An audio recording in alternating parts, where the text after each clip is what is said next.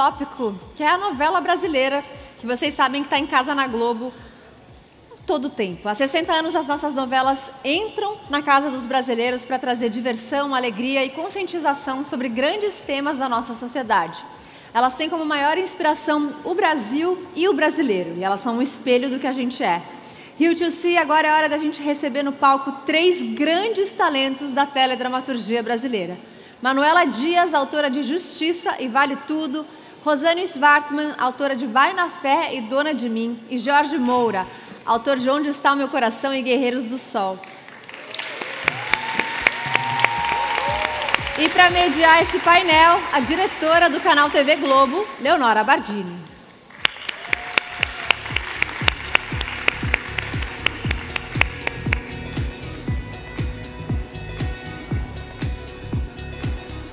Desculpa, perdão, a gente vai fazer um rápido ajuste aqui no palco. 5 minutinhos, nem isso? Neste momento histórico.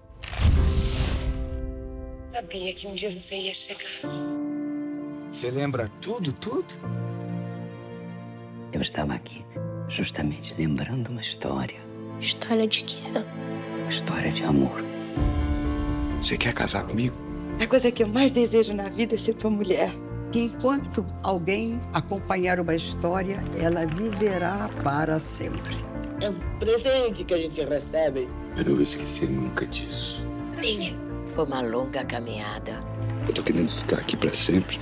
Eu quero guardar na minha cuca da minha origem, do meu passado. Eu aprendi que a vida se transforma o tempo todo. Nós com ela. É bom demais pra ser verdade. A vida é para ser vivida. Viva intensamente. Eu fui muito feliz aqui, sim. Não sabia que o passado era tão bonito. Agora eu só quero me sentir viva. Arretada. Desde a nossa estreia, vivemos um encontro com a emoção. Um dia você vai ser um peão ainda maior que seu pai. Nos apaixonamos por heróis, heroínas, vilões. Eu vou mostrar a você o que acontece com quem ousa desafiar Odete Reutemann. Refletimos transformações. Nos entregamos ao deslumbre. Descobrimos a força de uma conexão que atravessa gerações. Eu sempre amei. Hoje tem festa! Eu vou dar festa.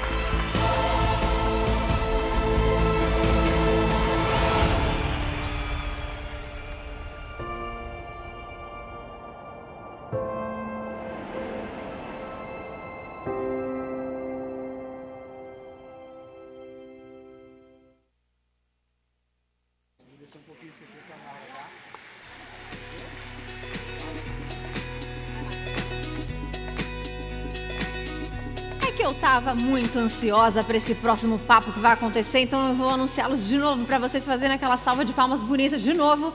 Quero chamar agora ao palco grandes talentos da teledramaturgia brasileira. Manuela Dias, autora de Justiça e Vale Tudo. Rosane Svartman, autora de Vai na Fé e Dona de Mim. Jorge Moura, autor de Onde Está Meu Coração e Guerreiros do Sol. E para mediar esse painel, a diretora do canal TV Globo, Leonora Bardini.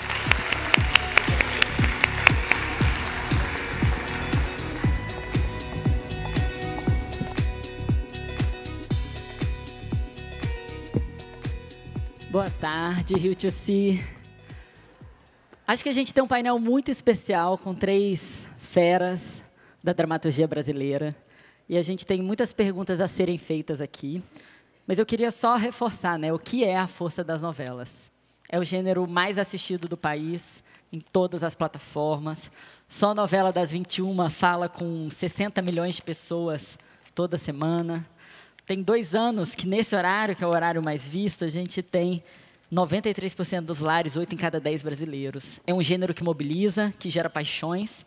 E aqui eu espero que a gente tenha um papo apaixonado sobre esse gênero e vocês possam contar um pouquinho das experiências de vocês. Bom, a Globo acabou de comemorar 60 anos E desde o dia 1, dia 26 de abril de 1965, com Ilusões Perdidas, a gente exibe novela. Novelas que são feitas por brasileiros, para brasileiros, diante do tempo e da experiência de vocês. Eu queria que vocês contassem um pouquinho quais são os desafios de se fazer novela hoje. E aí, para os três. Começa pelo horário das 9. A gente tinha combinado que ia ser sempre o George que ia começar. Tá. Quer que eu comece? Quer começar? Pode ser. Vai. Não, eu acho que os desafios, eles são... Primeiro, boa tarde. Dá para ver que o auditório está cheio, ou seja, a novela é uma paixão nacional. Constatação visual. Agradecer à TV Globo e ao Rio 2C de estar aqui, na companhia dessas ilustres figuras, e dizer que eu acho que os desafios da novela hoje são bem parecidos com os desafios de antigamente, que é capturar a audiência e reter a atenção do espectador. Mas o que mudou de forma radical é o panorama, hoje, da oferta e a fragmentação. E isso coloca um desafio ainda maior, não é? Pela tentativa de capturar esse olhar e reter esse olhar e seduzir. E eu acho que um dos caminhos possíveis para a novela, que é uma instituição tão antiga e tradicional, é a questão das temáticas relevantes. Eu já tive numa outra conversa com a Rosane há um tempo atrás, e eu disse que a Rosane, ela é, para mim, a autora que melhor consegue traduzir pesquisa em dramaturgia e tendência em dramaturgia. Porque a pesquisa, ela é interessante, ela é um norte para a gente, é um orientador, mas ela, às vezes, é muito árida de se transformar em dramaturgia. E a Rosane vem fazendo isso de uma forma brilhante. E talvez a forma de capturar essa audiência seja exatamente insertar os temas relevantes muito mais do que fazer uma revolução formal na narrativa da novela. Obrigada. Eu me arrependi de deixar você falando primeiro, porque eu ia falar justamente relevância. Aí você... Mas obrigada, Jorge. E queria agradecer o convite de estar aqui. É muito bom estar nesse palco no Rio 2C de novo. E falando de uma coisa que eu sou apaixonada. Eu acho que a relevância é uma palavra-chave. Hoje, o que a gente percebe, né, nesse ecossistema midiático, esse termo é do Scolari, que é um teórico, ele criou esse termo porque não é só a televisão ou streaming, é um modelo de negócio que está mudando, são modelos híbridos, e a espectatorialidade, que também é uma palavra chata, mas que quer dizer não só ser um espectador, mas todas as camadas que têm a ver com ser um espectador. As práticas, a dimensão subjetiva da nossa cultura, do nosso país, tudo isso. Então, nesse mundo de transformação, a gente precisa ser relevante como a gente foi relevante décadas atrás, né? Então, isso é chave. E eu acho... obrigada pelo que você falou sobre pesquisa. E eu queria dizer que a gente estava lá atrás falando que tem a ver também com o faro, né? Com isso de ser... Eu acredito muito que nós, criadores, a gente precisa ter esse faro, não para o que está acontecendo agora. Vamos falar sobre bonecos reborn. Não, sobre o que vai acontecer daqui a 6 meses, 1 ano. Eu perguntei para a Panu, quando que ela escreveu essa cena sobre a pensão alimentícia, que está bombando? Você escreveu o quê? 1 ano atrás? Então, ter esse... Então, para mim, o desafio é ser relevante. Para ser relevante, sim, amo as pesquisas, mas ter esse faro do que vai fazer sentido lá na frente. Aí eu adoro falar que isso a inteligência artificial não tem. Esse instinto, sabe? Essa conexão humana que faz com que a gente tenha e possa ter esse insight, né? Para usar uma palavra em inglês, desculpa, mas o que é insight em português? Seria sacada? Essa sacada, essa ideia, né? Bom, boa tarde, gente. Concordo, obviamente, com tudo que eles falaram. Gênios absolutos, é um prazer estar aqui. Muito obrigada. Quando eu ouvi a pergunta, assim, eu pensei muito sobre o ponto de vista do dia a dia, né? Talvez porque estou no meio da novela. E eu acho que um dos desafios de fazer novela tem a ver com ser um conjunto de desafios muito grande. Então, assim, tem a questão da intensidade, né? Um processo muito intenso que contamina toda a sua vida, da hora que você acorda, os seus sonhos, a hora que você vai dormir, a hora que você não consegue dormir, enfim, tudo. E, ao mesmo tempo, é um processo muito extenso, então é um processo que, para o autor, dura 2 anos, às vezes 3. Amor de Mãe durou quase 4, porque parou na pandemia. E quando eu digo extenso, eu estou falando assim de 7.000 páginas, uma novela, né? Tem cerca de 180 capítulos, aí entre 37 e 45 páginas, dependendo do diretor, né? Às vezes tem diretor que precisa de mais páginas, às vezes diretor que precisa de um pouco menos. Então, assim, é muita coisa. E é claro que é o nosso trabalho, mas, ao mesmo tempo, é o nosso filho, é a nossa família, é o nosso tudo. Então, não é um processo frio, do tipo, tudo bem, sei lá, se não rolar. Assim, não, é a vida, sabe? Então, envolve muita coisa, assim. Eu não sei, eu não consigo, assim, simplesmente fazer a novela e ter uma vida tranquila. Assim, eu não consigo nem ter uma vida, quem dirá uma vida tranquila. Então, então eu acho que... E, além de tudo, é um produto muito caro, né? Não é um negócio que eu estou fazendo assim, sei lá, um bordado em casa. Então, é um negócio que tem que funcionar. E é muita coisa junto, né? Claro que a gente está se preparando desde o dia que nasceu, né? A sensação que eu tenho é sempre essa, né? Falou, nossa, eu estou desde o dia que eu nasci para fazer essa cena aqui. E aí a gente está ali, né? Querendo muito funcionar e conectar e acertar e ao mesmo tempo ser relevante, e ao mesmo tempo mudar alguma coisa, porque às vezes, né? A gente é claro que você quer audiência, mas você não quer aquela audiência baixaria, né? Você quer uma audiência que você fala, pô, a pessoa está conectada ali pelo melhor dela, né? Não pelo desejo dela de ver o acidente do trânsito, sabe? Tipo, que você dá uma diminuída para ver o sangue, o que aconteceu, a pessoa que está caída. Então, a gente quer uma audiência que, além de tudo, está conectada por um bom motivo. E isso é maravilhoso e é uma doideira, louca. Vou aproveitar que você está com a palavra, Manu. E a novela é um gênero que ela tem de diferentes jornadas de consumo, né? Para os milhões de pessoas que estão assistindo ao vivo, para as pessoas que assistem em VOD porque não estão em casa na hora que a novela vai ao ar, tem as pessoas que acompanham os trechos nas redes sociais, gente que revive a nostalgia das novelas no Globoplay Novelas, que era o canal Viva. Mas hoje, Vale Tudo, por exemplo, é uma novela que é a novela que mais cresce da sua exibição a 7 dias, considerando o consumo que acontece ali nesse intervalo, né?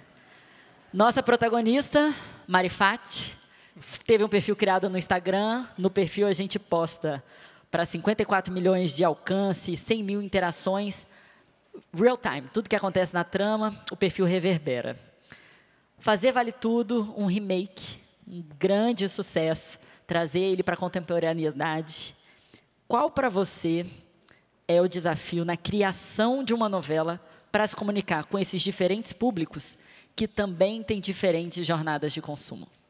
Manuela, pode falar a próxima hora, viu? É tranquilo, Nica. Não, assim, uma das coisas que deixam a gente muito feliz, né, é quando a gente consegue pegar aquela pessoa que não estava antes assistindo, né? Então, assim, a Maria de Fátima, esse conjunto que criou a Maria de Fátima, né, que é o texto, é a direção, é o figurino, é a atriz, são todos coautores, são as pessoas que contracenam com ela, né, e que vão delimitando esse personagem, assim. Então, a gente teve um aumento, talvez eu fale errado, tá? 30%, esqueci, de público entre 12 e 17 anos, uma coisa assim. E isso é maravilhoso, assim, porque é incrível pensar que a gente consegue capilarizar, assim, chegar nesse lugar que você fala, não, mas jovem não assiste mais televisão. Cara, não tem essa resposta, né? De quem assiste, de repente está assistindo. E aí, assim, quando recebi o convite para fazer, eu confesso que eu fui super irresponsável, porque eu aceitei em meio segundo. Eu não pensei nem um minuto, falei, meu Deus, será que isso não é uma roubada? Eu falei que fiquei felicíssima na hora, gente, totalmente assim, coitada. Eu não pensei, talvez isso seja uma roubada, não sei, eu não pensei nada. Só pensei, eu vou matar o Odete Roitman. Eu só pensei em coisas assim, eu vou poder rasgar o vestido, eu vou poder... Porque eu assisti Vale Tudo. Então, e que bom, assim, que eu aceitei. E eu ainda pensei assim, meu Deus, vai ser tipo fazer um PhD, porque eu vou ter que estudar essa novela, e aí vai ser como se eu estivesse fazendo uma espécie de mestrado, assim, né? A novela é um monoplot, eu sou uma pessoa que ama um multiplot, tipo, né, Justiça, Amor de Mãe, Tinha Três Mães e tal, e aí eu pego essa novela que é basicamente essa aposta entre mãe e filha, quem pode se dar bem sendo honesto no Brasil, que vai a novela inteira. E no original, os personagens secundários nem tinham tanta história, né? Eu fui enfiando história para todo mundo. Para a gente ter bons atores, a gente tem que ter alguma história, senão ninguém quer ficar fazendo, tipo, compondo, né? Já esqueci a pergunta. Não, vou até retomar para você. Assim, acho que o que você fala é muito importante quando a gente pensa como esses personagens se conectam com o Brasil de hoje. E essas pessoas de hoje, a gente vive a economia da atenção, a gente está aqui presente, chega em casa, tem um compromisso, a gente está com o celular. E a Maria de Fátima, acho que é um super exemplo disso. Total, assim, porque aí a o que eu falei? vocês querem prestar atenção no celular? Então, a gente vai ocupar o celular. E aí, a gente falou, vamos fazer, e a equipe maravilhosa, Samantha, Edu, pessoas incríveis com quem eu falo todos os dias, porque a gente vai postando, e essa coisa do real time é maravilhoso, né? Uma das coisas incríveis da gente trabalhar numa empresa do tamanho da Globo é que a gente pensa as maiores loucuras e, de repente, consegue fazer, né? Coisa louca. Perfeito, perfeito.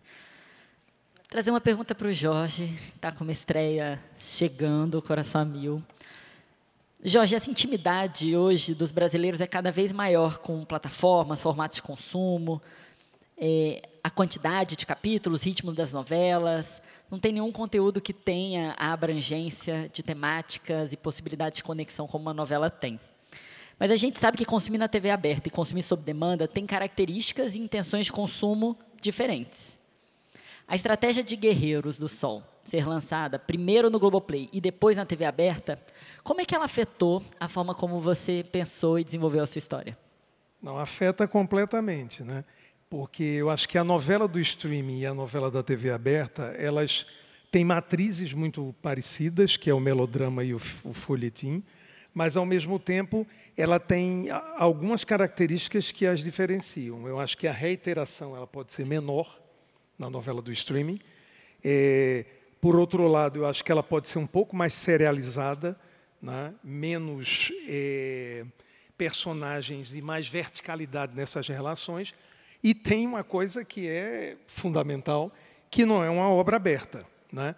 Guerreiros do Sol estreia no próximo dia 11 de junho, espero que vocês assistam. Tem 45 capítulos e todos estão montados, editados e finalizados. Não vai ter correção de rota. É como no cinema, né? Bota no ar e reza. E nas novelas, como a Rosane faz e como a Manuela faz, né? Então tem essa questão da correção de rota. E eu acho que isso é um grande diferencial, né? E também a questão de que no streaming a gente não tem a qualificação, a questão de censura do horário, né? Adequação. A adequação, não é censura, é adequação. Então, no streaming, a gente pode pisar mais no acelerador do ponto de vista de conteúdo. Então, eu acho que essas são as grandes semelhanças e as grandes diferenças desses dois tipos de novela. Mas eu percebo que elas têm muitas coisas em comum também. E a grande diferença é a questão da obra aberta ou da obra fechada. E para vocês duas que estão com obras abertas no ar agora, né? na visão de vocês, o que é possível reinventar dentro do formato da telenovela em televisão aberta, do ponto de vista de experimentação, de novos formatos, espaços, mas mantendo a sua identidade de ser novela? Eu acho que tem duas dimensões que a gente tem que pensar aí, né? A dimensão da narrativa em si e do conteúdo, ou seja, as cenas estão cada vez mais curtas? Estão. Né? Tem um ritmo diferente, a gente tem um multiplot mais exacerbado que tem a ver até com a produção de uma novela, né? A gente precisa de várias frentes. Vou dar um exemplo, uma atriz ou um ator tem um percentual que é possível gravar numa semana, né? 6 capítulos são escritos e realizados e exibidos por semana. Então, a telenovela mudou, né? Por essas características da narrativa e estéticas também. E o conteúdo sempre mudou. O conteúdo sempre mudou. O frescor do conteúdo... eu gosto de citar como exemplo... Quer dizer, a primeira novela exibida na TV Tupi foi Sua Vida Me Pertence, do Walter Foster. E ela parou o Brasil com um beijo na boca. Parou o Brasil. E... o que aconteceu com a novela? Ficou relevante. E por que ela parou o Brasil com um beijo na boca? Porque já tinha beijo na boca no escurinho do cinema, mas não tinha na sala de jantar. Então, essa fronteira esgarçada entre o público e o privado é que essa discussão que tornou aquela novela relevante. Então, tudo isso para dizer que hoje um beijo na boca, né, gente? Tem em todo capítulo, né? Mas tem, né? E não seria uma coisa que iria parar o Brasil. Concordo? Então, esse frescor, para mim, está muito no conteúdo, naquilo que a gente... Na primeira pergunta, nos temas, nas escolhas dos temas, nas escolhas dos personagens, naquela ideia de que a novela conversa com a sociedade, mas não é óbvia, ela não é exatamente o que o público quer. Porque se a gente dá exatamente o que o público quer, não, já vi, já sei o que vai acontecer, troca. Então... para mim, está aí, em trazer um conteúdo com frescor, que seja relevante e que dialogue com a sociedade. E, Rô, nas suas duas últimas novelas, a música teve um papel super importante. Então, que eu acho que fala um pouco sobre esse frescor, né? A música permeando momentos, personagens importantes. A música tem muito a ver com a época, né? A música de uma época, a nostalgia pode ter a ver com a música, né? No caso de Vai na Fé aqui, agora o forró. Então, eu acho que a música, o esporte, né? E tem todos esses ingredientes que interessam a sociedade, portanto, interessam a novela também. Mas o ethos, né? O espírito do momento. Eu acho que o espírito do momento, que é sempre novo, é que traz frescor para esse formato tão resiliente. E eu ainda diria que um dos pilares da telenovela, que isso não muda, que é o melodrama, é muito resiliente, né? O melodrama. Né? Tem gente que aponta lá para os gregos, né? Tem outros teóricos que falam, enfim, teatro burguês francês, tanto faz. Mas está aí há muito tempo, e está aí há muito tempo porque se renova. Né?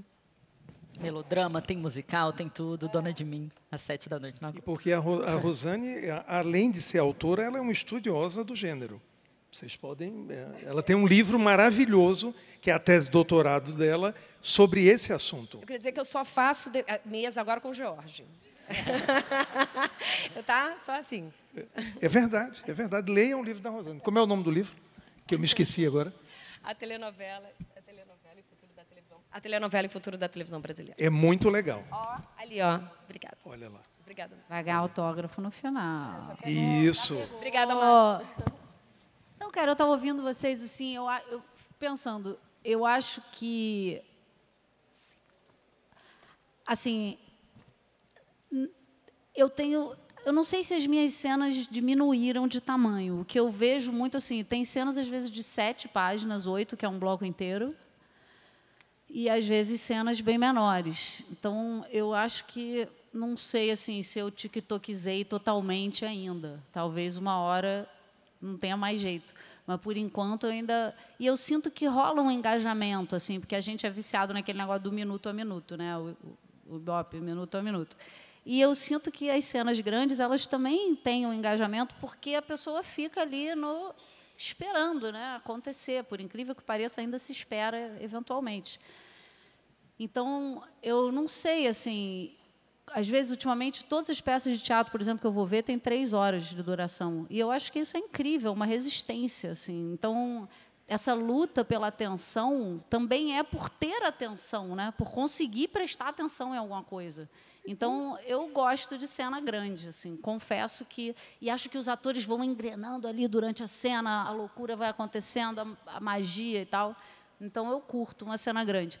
E fiquei também pensando se, por exemplo, o Instagram da Fátima não é uma expansão de formato.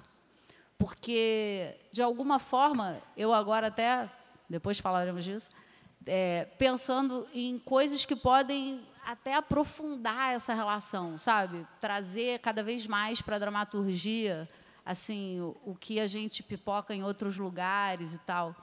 E de um jeito muito louco, eu ainda estou com uma teoria muito maluca que ainda não está pronta, mas que vai ter uma hora que eu vou falar assim, o que aconteceu quando eu estava fazendo Vale Tudo? Porque eu ainda não está dando para entender. Porque a gente precisa de um tempinho para entender as coisas, né? Assim, ter uma micro perspectiva histórica, assim. E essa coisa da pessoa ficar vendo o original, o remake, o trecho, o X, o não sei o quê, isso aí também é essa midiologia nova, essa absorção cria um certo novo alguma coisa, assim. Então eu sinto que em algum momento talvez a gente vá entender. Eu acho que o formato em si, por exemplo, fazer um Justiça de 180 capítulos, eu acho que seria exaustivo. Acho que ninguém ia aguentar, nem eu escrever, Deus me livre. Mas, assim, tem alguma coisa do formato que, aos poucos, assim, não sei, acho que tem alguma coisa que vai se... Talvez numa velocidade muito menor do que os assuntos, mas que o formato vai ali acontecendo. A velocidade para o tempo que levava o casal para dar o primeiro beijo. Agora, a pessoa já se conhece logo dando um beijo, senão o público não compra. Então, não tem a história do Gabriela, né? Na primeira versão, a Gabriela entrava no capítulo 25. Quando o Valci fez, foi o Valci que fez, né? A nova Gabriela, foi? A nova foi Valci? Sim. Foi. Então, a Gabriela entrou no primeiro capítulo e já tirou a roupa. Então, é uma diferença né? Agora, eu acho, em relação ao tamanho das cenas, eu acho que cada cena parece que ela vem com o seu tamanho. Total, eu acho também. Porque eu brinco sempre dizendo o seguinte, que quem tem ritmo é a escola de samba. Não é novela, nem dramaturgia. O ritmo nasce da variação de velocidades. Exatamente. O ritmo não é uma velocidade. Exatamente. O ritmo é variar velocidades. Uma cena grande e uma outra cena pequena. Curta. Exatamente. Né? Não, eu queria complementar com uma visão que para além das novelas inéditas que estão sendo exibidas, a gente tem grandes sucessos sendo exibidos no Vale a Pena, na edição especial, que são novelas que têm 20 anos, 30 anos da sua exibição original. E o engajamento do público é um engajamento íntimo com a história. Cada novela tem o seu ritmo. Assim. A gente terminou uma exibição de Tieta, que é uma novela da década de 80, que tem uma estética, tem um ritmo, tem um momento. E o público se engaja.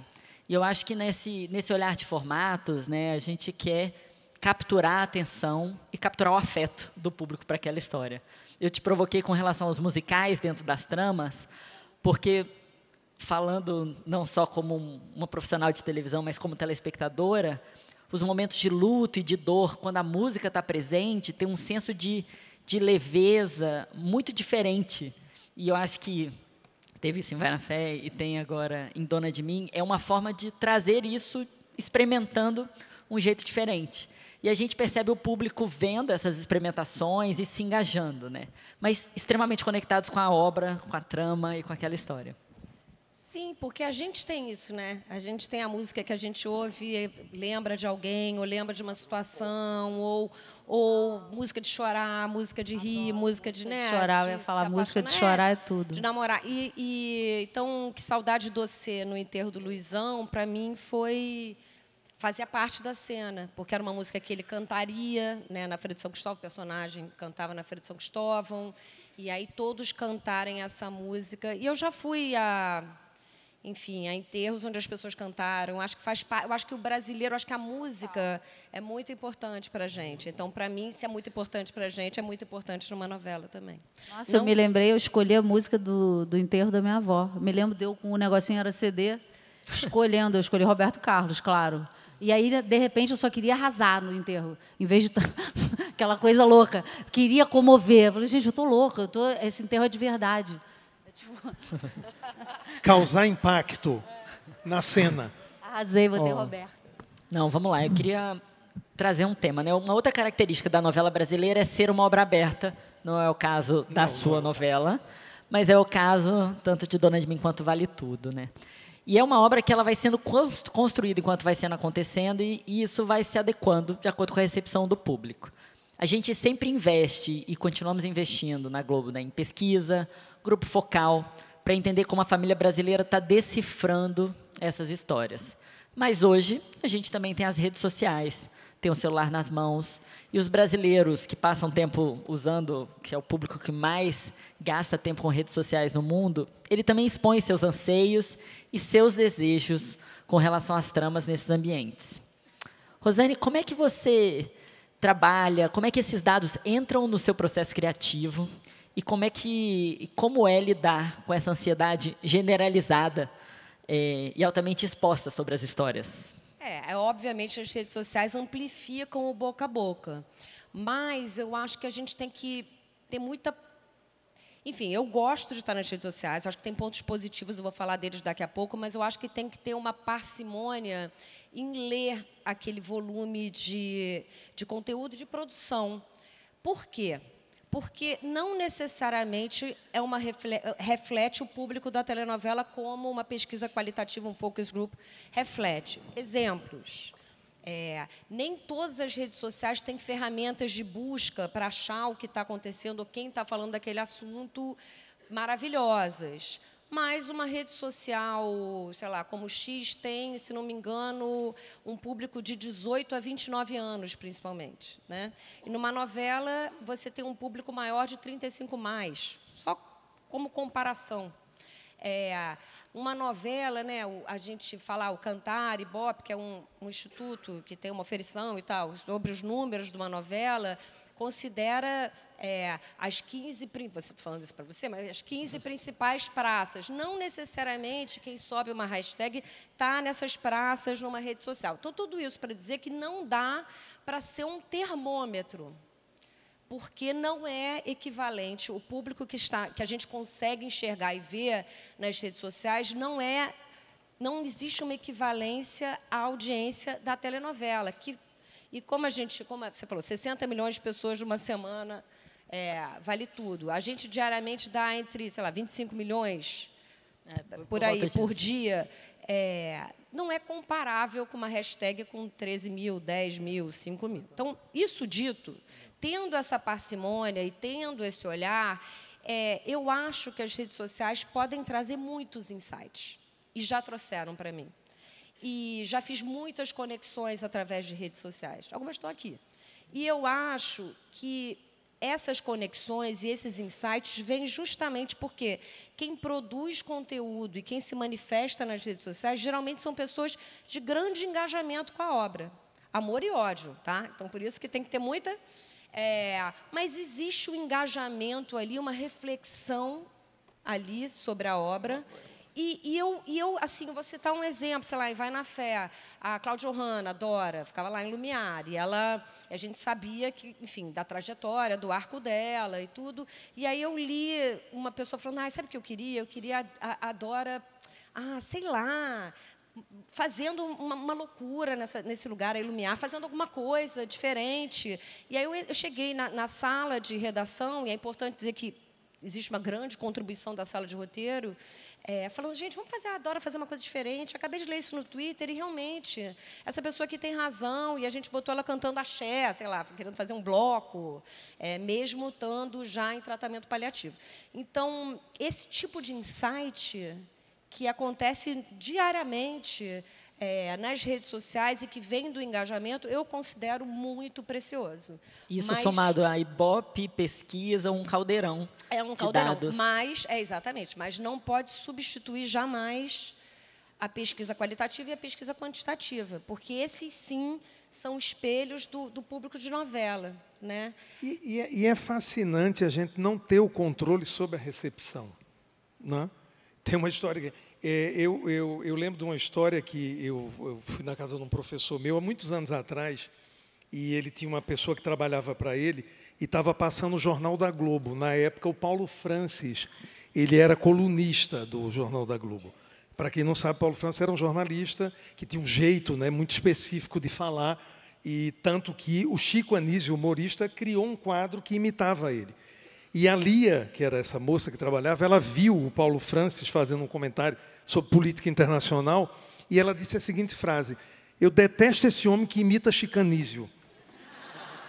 Ou seja, ela tomou o original pela cópia. Então, é muito interessante isso, de que o público ele também tem essa capacidade de nos surpreender. E isso é fascinante para quem faz, não é?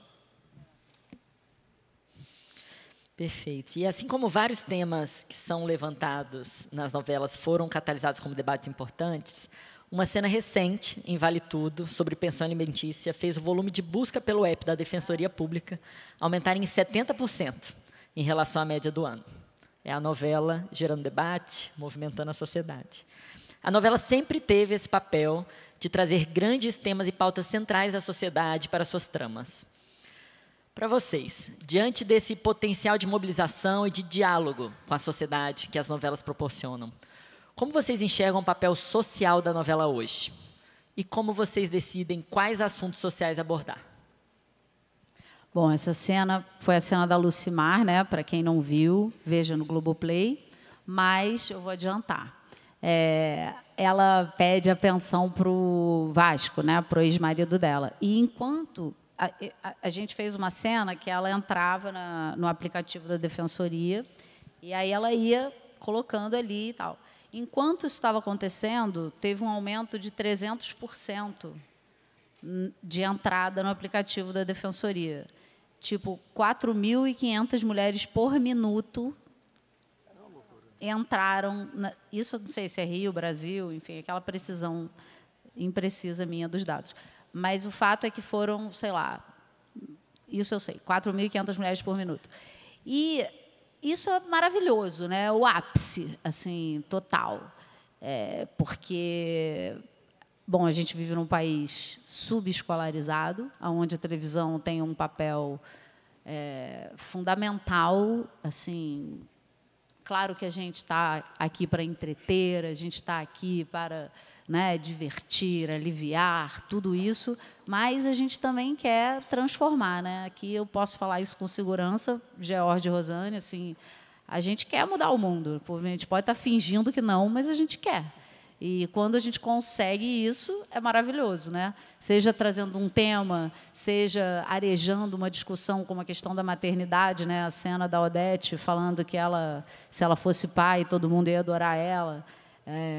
E o alívio das mães falando, tá vendo? Então, assim, não sei, a maternidade é um tema que me absorve, né? Além de ser mãe, ele me absorve tematicamente.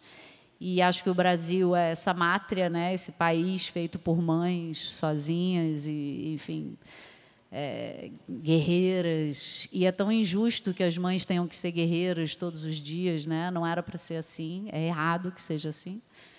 E eu achei maravilhoso, cara, essas mães entrando, sabe?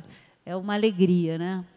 Em Amor de Mãe teve aquela história da mãe que pegou a cena e foi na Boca de Fumo, pegou a cena da Dona Lourdes negociando a liberdade do Humberto Carrão, e aí ela foi na Boca de Fumo, porque o filho dela tinha uma dívida, e aí ela mostrou para o traficante e falou aqui, ó, você falou que não pode liberar meu filho, mas você pode sim, porque aqui, ó, a Dona Lourdes falou com o cara liberou ela e o cara liberou. E o Humberto Carrão, que veio me contar essa história e tal. Então, assim, é muito louco, né? Imaginar, assim, é maravilhoso. Não, nesse sentido, né, a novela brasileira, ela é formadora, né? Ela é formadora do ponto de vista do audiovisual, é a coisa mais acessível ao brasileiro, né? Mais do que o cinema, muito mais do que o streaming, não tem comparação. E isso, eu acho que fez com que ela se tornasse, de fato, uma paixão nacional. Né? Continua sendo, porque é muito acessível. Né? Ligou, paga a conta de luz, viu. E viu todos esses mundos, né, que se ampliam. Né? Não, porque já foram tão bem, né? Eu achei que você já ia para a próxima. Os temas. Eu fiquei pensando, enquanto Manu e Jorge estavam respondendo tão bem essa pergunta, que tem um autor, que é o Fiske, que ele fala muito que, na verdade, o poder final está com o espectador, porque é o espectador que vai pegar aquela história, aquela imagem, e associar as suas próprias trajetórias, a sua vivência, a sua experiência. E só essa interpretação, essa leitura, já torna esse espectador tudo menos passivo. Né? Então, a gente precisa oferecer para o espectador um diálogo, porque a escolha final, o poder, realmente está com a audiência que vai interpretar aquele tema. Então, eu acho que, quando a gente busca os grandes temas que interessam, ou que a gente aposta com o nosso faro, e eu acho que isso se aplica à novela de época, a novelas atuais, não importa, mas que vão prender o espectador, porque são temas que interessam, só pelo fato da gente oferecer uma visão prismática daquele tema, a gente já traz novos olhares para essa audiência massiva, porque a gente está falando em milhões de pessoas. Isso é que eu acho também, vê se você não acha isso. Eu acho que esse tema, ele, claro, tem que interessar a milhões e milhões de pessoas, mas ele tem que interessar a gente também, né? Porque a gente vai escrever 7.500 páginas sobre esse assunto. Sim, se você não se interessar por esse assunto, é uma tortura, né? Assim, que é aquilo que eu estava falando do faro, né? Então, quando eu leio uma pesquisa, ou quando eu estou lendo o jornal, eu recorto coisas. E agora não, agora tem celular, né? Eu vou botando no celular. Mas eu tinha um caderno. A Glória Pérez falou que ela tem um PPT, que é o baú, que ela vai colocando coisas que a gente vai colecionando, as coisas que vão atraindo o nosso olhar e que a gente acha que vão ser grandes temas. E, sim, esses temas, muitas vezes, ganham uma ressonância e transformam o mundo, seja procurando mais livros por causa de bom sucesso, seja mulheres entendendo que sofreram uma violência e que não foi culpa delas, no caso de Vai na Fé. E agora, os temas que, enfim, que eu acredito que precisam ser iluminados e que a gente está conversando em torno de mim, eu acho que um tema importante é falar de forma prismática de segurança pública, porque é tema de tanta coisa.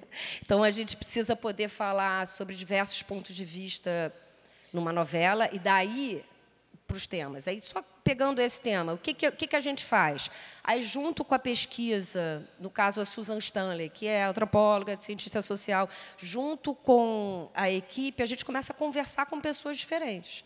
Acadêmicos que estudam o assunto, pessoas que, assim, com a CUFA, com antropólogos, com policiais, com jornalistas, a gente vai tentando pegar esses pontos de vista todos de um tema que, lá no início, eu falei, não, esse tema interessa, e trazer para dentro da novela nesse grande diálogo.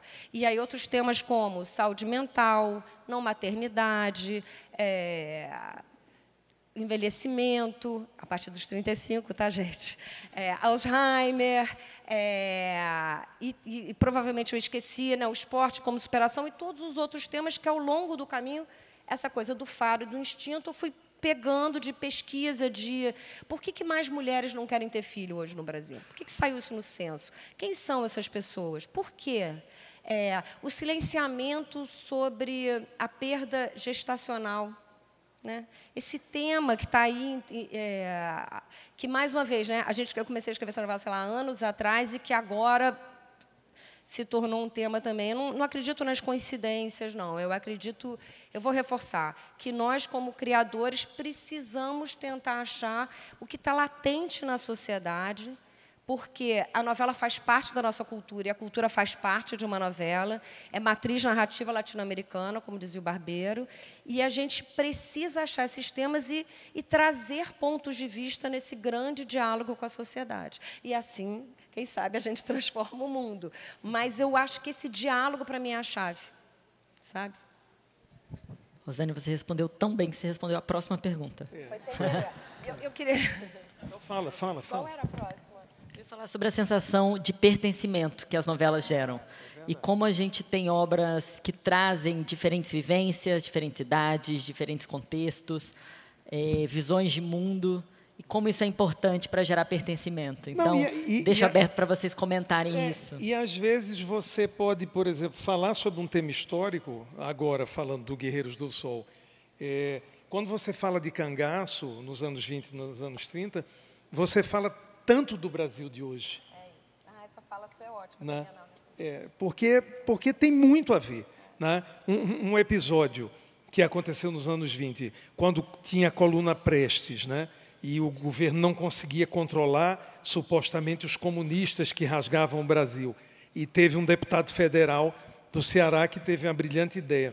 Olha, a única maneira de parar esses comunistas é convocando o bando de Lampião, os cangaceiros. Aí disseram, nossa, é incrível, mas como é que o Estado pode chamar os bandidos para combater os comunistas? Não tem problema. A gente pede a um padre para fazer isso. Aí, o que é que aconteceu? O deputado chamou o padre Cícero para conversar com o Lampião para matar os comunistas. Gente, isso em anos 20, parece que aconteceu a semana passada no Brasil isso.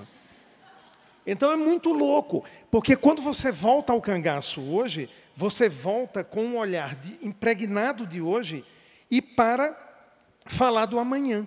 Porque no Brasil nem o passado é certo, né? Quando você volta, tem alguma coisa estranha. E o futuro é incertíssimo. Então, eu acho que essa questão de você falar dos temas prementes hoje, você pode falar olhando para o passado.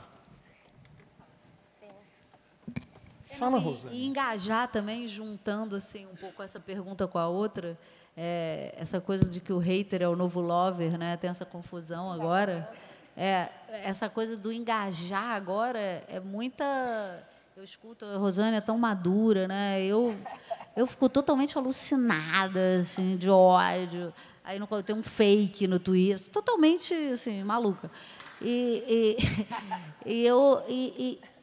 Porque eu não tenho esse distanciamento realmente, assim, e nem maturidade, nem nada. Então, mas eu gosto de ouvir, claro, que é possível, porque a forma de engajar tá complicada, né? E muito violenta, muito louca, muito catártica, assim, a galera tá pirando geral. Então, assim, é difícil, eu vejo assim, de Amor de Mãe para cá, o dimmer da violência disparou, assim, disparou. Sim. Porque a gente vive um país de muita frustração, né? E a Maria de Fátima, eu acho que ela faz sucesso, ela dialoga no sentido de fazer sucesso, de provocar essa conexão, porque é uma geração onde se quebrou o elo entre trabalho e geração de dinheiro. Assim, é uma geração que viu as suas avós trabalhando, os seus pais trabalhando e não rolou. Sim, eles continuam no mesmo ponto. Então, assim, para essa geração, fala assim, olha, eu não sei como é, agora, com certeza, não é trabalhando. Porque a minha avó trabalhou, minha mãe trabalhou e não rolou. Então, assim, de repente, é sendo influência. E influencer é a resposta da vez. Tanto que, segundo a pesquisa, 75% dos jovens querem ser influencer. Fala, gente, quem vai construir casa? Quem vai, sei lá, fazer as cirurgias? Quem vai, entendeu? Plantar uma comida, assim, tipo, vamos todo mundo ficar postando. Então, isso não quer dizer que essa geração é vazia. Isso quer dizer que essa geração está buscando. Porque historicamente, trabalhar não garantiu nada para ninguém, né? Para essas famílias. Então, assim, não é que eles são... eu sou vagabundo, quero ficar postando o dia inteiro. Não, esse cara está em busca ansiosa de uma resposta que vai dar conta da sobrevivência dele, né? Então, eu acho que por olhar, não olhar de cima para baixo, ou olhar já meio, não provei, não gostei, mas, assim, olhar querendo, e isso é muito difícil, assim, né? Quando o meu fake lê lá no X, coisas horrorosas que eu tenho vergonha de falar aqui, assim, juro, eu não sou capaz de repetir o tipo de xingamento e de coisas louquíssimas, assim, como as pessoas se referem. É muito desafiador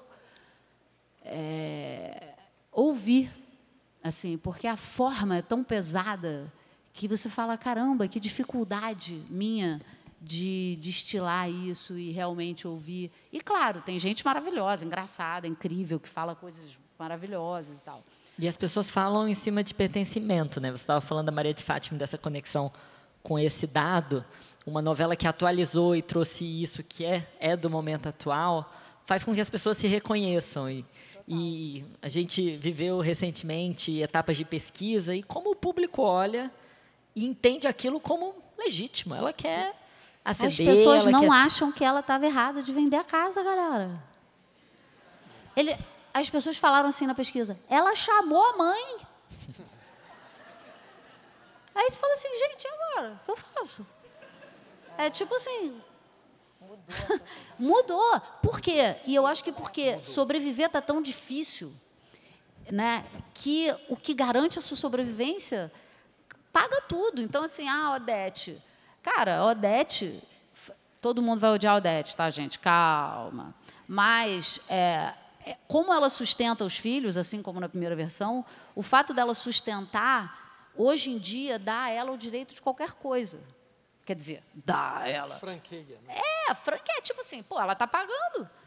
Por quê? Porque sobreviver está muito punk. Então, realmente, quem está resolvendo esse teu problema, meu irmão? Não, vem aqui, Odete, me chantageia e me arruma uma passagem para Paris. Então, assim, é louco, né? Assim, a pessoa está abrindo mão da sua identidade pela sobrevivência. E isso é uma coisa que a gente tem que olhar e falar, uau, vamos tentar entender isso, né?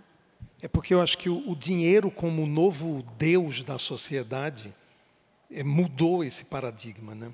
Está difícil. A gente vive no país mais desigual do mundo, gente. O Brasil só perde para o Catar. O Brasil é a democracia mais desigual do mundo. Então, não é fácil. Se é difícil sobreviver em outros lugares, aqui é mais difícil. E, assim, para a gente que é elite, todo mundo que está aqui é elite, né? Numa medida ou em outra, é muito fácil julgar e falar, é CEO de MEI. Sim, é CEO de MEI e é genial. Assim, o empreendedorismo mudou a visão. Assim, a Raquel da primeira versão, ela estava fazendo um bico vendendo sanduíche. A Raquel da segunda versão, não. Ela está empreendendo. E isso é uma mudança simbólica linda de autoestima. Ela não está fazendo um bico, ela está empreendendo. Então, assim, muda muita coisa para quem está ali vendendo sanduíche.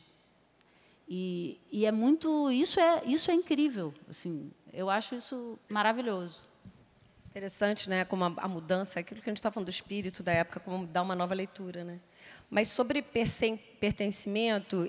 sobre redes sociais, eu faço Muay Thai todo dia de manhã, só com um saco, faz um bem... Estou fazendo Tai Chi, está errado, eu tenho que fazer Muay Thai. Eu saio ótima, leve, amando o mundo. Mas, pertencimento, eu queria voltar a uma coisa que o Jorge falou lá, respondendo a primeira pergunta. O mundo inteiro vive audiências fragmentadas. A gente não, né? Por quê? Bom, tem vários motivos, inclusive tem a ver com a história da televisão no Brasil, e com a novela, e com essa dobradinha de novela e jornalismo que vem desde o folhetim, como diz o Maurício Bragança. Mas, voltando para a ideia da novela, eu acho que a novela faz um movimento contrário do movimento até das redes sociais, porque, pelo algoritmo das redes sociais, a polarização interessa, né? Porque os extremos engajam. A novela tem que fazer o contrário. A gente tem que construir pontes de empatia, porque senão a gente não tem milhões de pessoas assistindo. A gente não escreve para um time, para uma religião, a gente escreve para um grupo específico. A gente escreve para o Brasil e promove esse laço social, que é um termo do Dominique Velton, que eu acho ótimo, esse laço social no Brasil. Então, a gente, quando penso uma novela, isso de falar em vários pontos de vista, isso de pensar em todo mundo que assiste uma novela, isso tem a ver com uma coisa que eu acho muito importante para a gente pensar como nação, que é a reconstrução do tecido social. que vem sendo destruído, né? Pelo momento, pelo espírito de uma época. E aí, voltando assim, até de onde vêm as ideias, eu gosto de lembrar de onde veio, por exemplo, Vai na Fé. Enquanto a gente estava preso, né, na pandemia, e cobrando coerência nas redes sociais, eu fiquei vendo o BBB, onde a gente via o Gil do Vigor, a Pocá, né, a Juliette, todo mundo cantando louvor, dançando funk, em que a coerência ali daquelas pessoas, e eu fiquei apostando, a minha aposta era, será que as pessoas são tão coerentes? Ou será que elas não são humanas? Será que elas não erram e acertam? Será que não dá para ter uma protagonista que sobe num palco para dançar funk, mas, ao mesmo tempo, seja uma mulher de fé e que não abre mão da sua fé? Será que dá para ter um advogado de sucesso, mas que questiona o que ele está fazendo? Será que as pessoas são exatamente como a gente vê nas redes sociais? Precisam ser cobradas, precisam ser perfeitas, precisam ser coerentes? A gente não é coerente. Ninguém aqui. Graças a Deus. Né? A gente é humano. E eu acho que as novelas promovem a conexão humana. Entende? Palmas. Podemos acabar, né? Depois dessa... Quando eu falo dela, ela fica dizendo que quer... Tá vendo? Ela não precisa de mim na palestra para fazer. Gente, muito obrigada por dividirem de forma tão transparente aqui com todo mundo.